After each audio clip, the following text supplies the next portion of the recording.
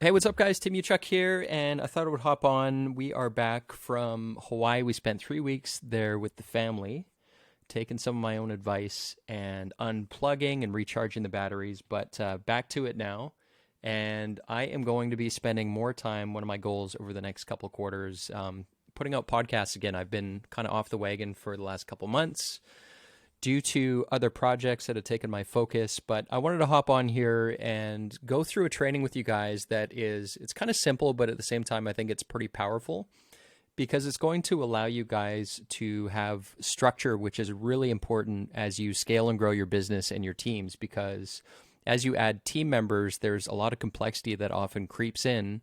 And that complexity is what eats away at our bottom line. It eats away at our profits. And at the same time, it contributes to team turnover. So employees get frustrated, all that complexity and overwhelm, and then mistakes getting made, all of that stuff. So the title of this training that we're going to go through is how to increase your growth and profitability while at the same time, this is the most important thing, reducing or eliminating that complexity and overwhelm using what I call the capability enabler framework within your business. So we're going to be honing in on capabilities within your business. And this is a different way of thinking that is really critical as you grow because most people think in terms of hires, but hire and just bringing people on board within your team, that's one piece to the puzzle, but a capability includes more than just a person, more than just a hire. So specifically what I want to cover off with you is number one, how to maintain structure and order as you scale. And then secondly, as mentioned, how to use capabilities as your vehicle for growth within your business. So instead of hiring people again, I want you to think in terms of capabilities, and we're going to add some definition to that here in a second. So let's walk through it. And I want you to visualize the following. I'm going to draw a bit of a house here.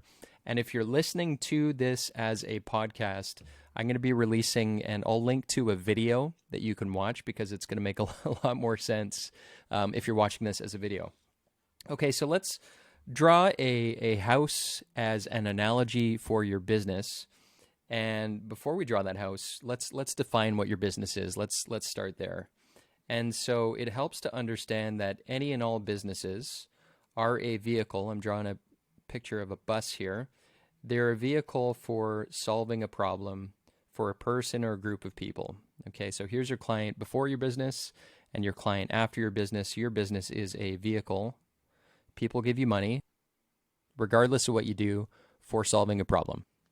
Okay, so let's start by adding some structure to your business. I'm going to draw what's going to look like a house here.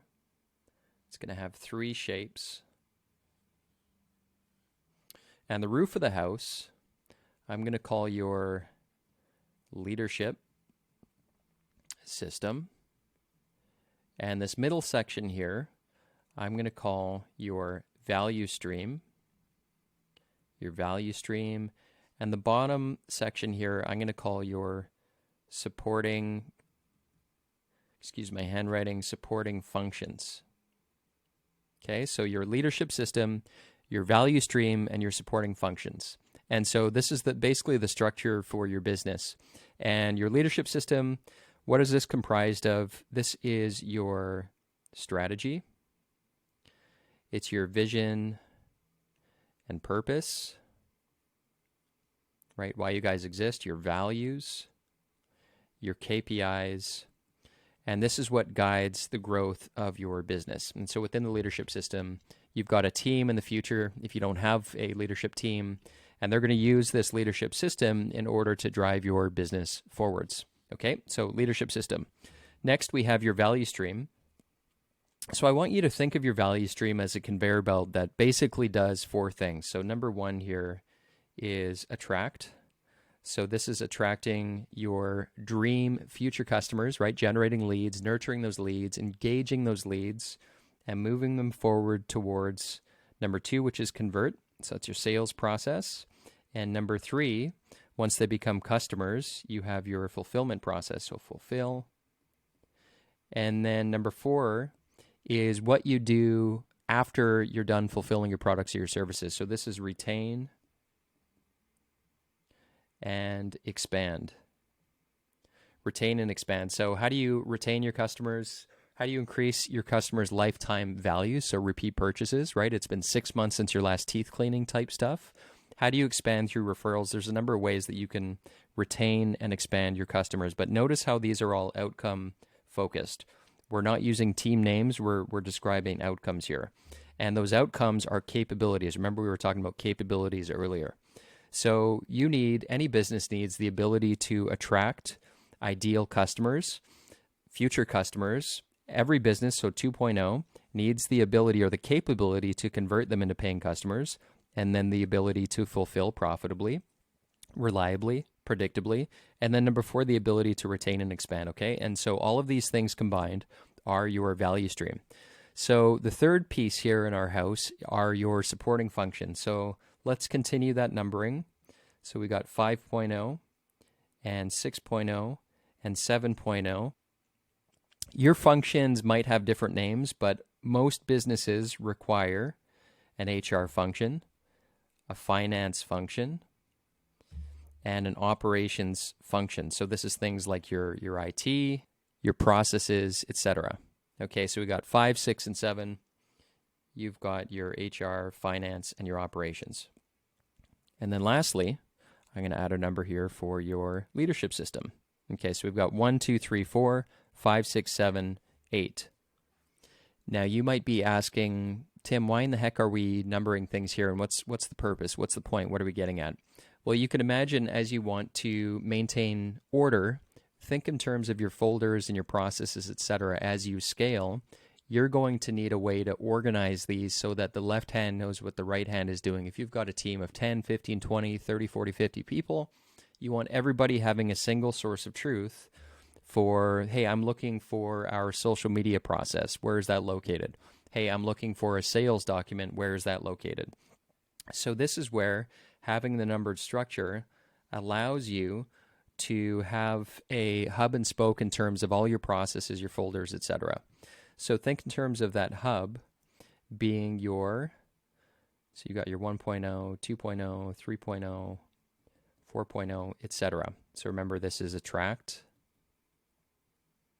convert, fulfill, etc. Right? Everybody's got a common language, and this would be one place for your team to go. And within that, this now forms a hub where we can continue this numbering to get down to, think of this as level 1, down to level 2. So level 2 is where we get a little bit more granular. Okay, so think in terms of attract.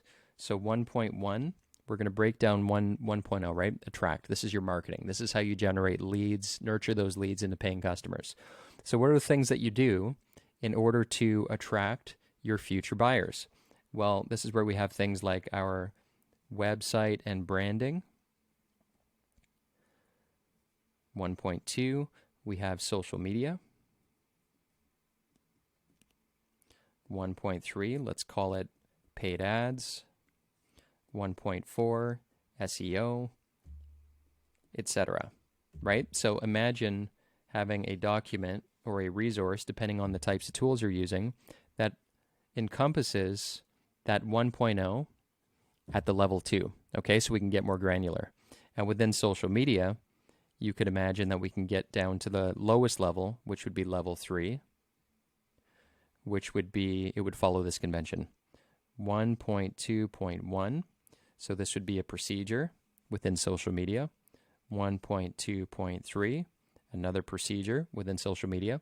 So everything is going to be hyper organized if you use these 3 levels of hierarchy within your business. Okay, so that's number 1. We were talking about how to maintain structure and order as you scale. And if you look at your business, using this house analogy, use a agreed upon numbering convention that encompasses your value, these 3 areas, your value stream, your supporting functions, and your leadership system, then you now can organize everything. Everybody knows exactly what should go where at scale, right? Because we have this level 1 reference, 1.0, 2, 3, 4, 5, 6, 7.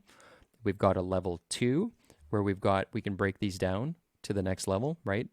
For your conversion, for your sales, for example. 2.1 could be your sales process. 2.2 could be your follow-up process, right? You might have a quoting process in there, and you can break them down in this way. So this is the structure that you can use to organize your company, your folders, everything at scale.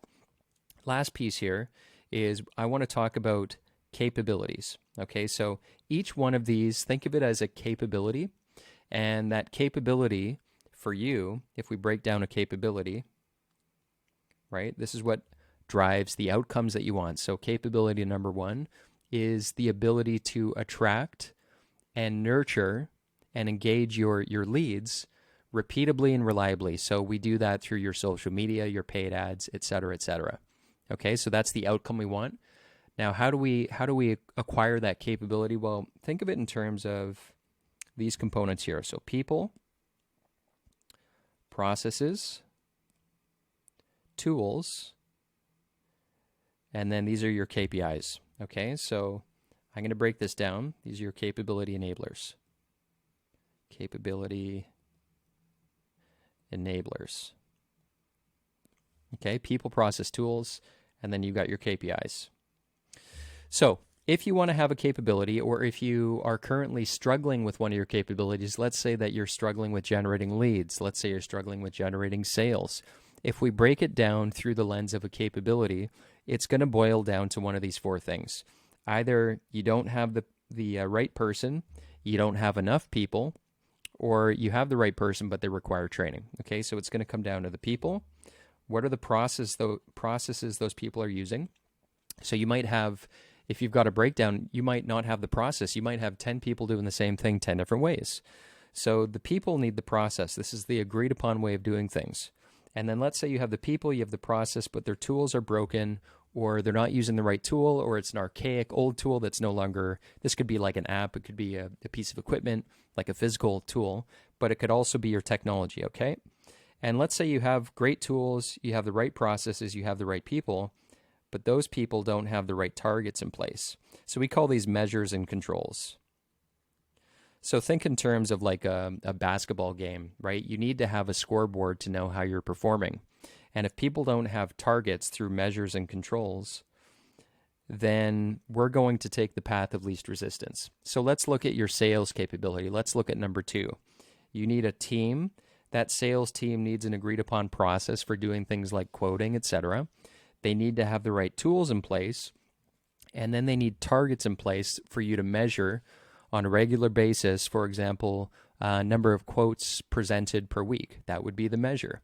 So what's your target, and how are you controlling that target? Meaning, are you looking at that on a regular basis to make sure that people are achieving the agreed upon target? Okay, so these things are capability enablers, and if you start to look at your business through this lens in terms of the capabilities that you need in order to, let's back up to this bus, right? Ultimately, this is what we want to achieve. We want to be able to solve our clients' problems at scale, right? This is your client before, after. That's the ultimate capability. In order to achieve this, we need to have these 3 boxes checked off. So number 1, your leadership system. This is what's going to guide your team. Everybody's aligned. Everybody's in the same boat, point in the same direction. Your value stream and your supporting functions. And then if you use a structure like we went through here, level 1, level 2, level 3, then you're well on your way to keeping your folders and your processes, all that stuff organized at scale so that the left hand knows what the right hand is doing. So I hope this helps, guys. This is kind of scratching the surface, a little bit nerdy, so I hope this was helpful for you. Last thing I'll mention, if you do watch this video, if you could do me a huge favor and comment below #live if you're watching it live, and #replay if you're watching the replay, that would be greatly appreciated. Hey guys, Tim Uchuk here, and I hope you enjoyed the previous training. And if you're looking for more training resources like that one, this is part of our Perfect Week Method Accelerator program, where we help growth-minded entrepreneurs break through that growth ceiling and shift from phase 1 to phase 2 growth within their business. Now, what is the growth ceiling? Well, it happens when you reach this threshold of transactions and clients and team members where things start to feel a little bit messy. And if you find yourself spinning your tires 60, 70, 80 hours a week, sitting in endless meetings, fighting fires, babysitting, herding the cats, this might be a sign that you're starting to bump your head against the growth ceiling. What needs to happen here is fundamentally, what got you here is not going to be the same strategy that's going to get you here. So we need to, in many ways, upgrade our vehicle from the horse and buggy to a vehicle that is meant and built for scale. So having a system that's able to help you to hire and manage the performance of your team without you having to be the system. So if you're interested in learning more, there should be a button around this video. If you can't find the button, then please visit us over at timuchuk.com to get more details. And from there, you can book a call to learn more about the Perfect Week method, what it's about, and whether it makes sense for you. Other than that, again, hope this was valuable, and I look forward to seeing you in the next video.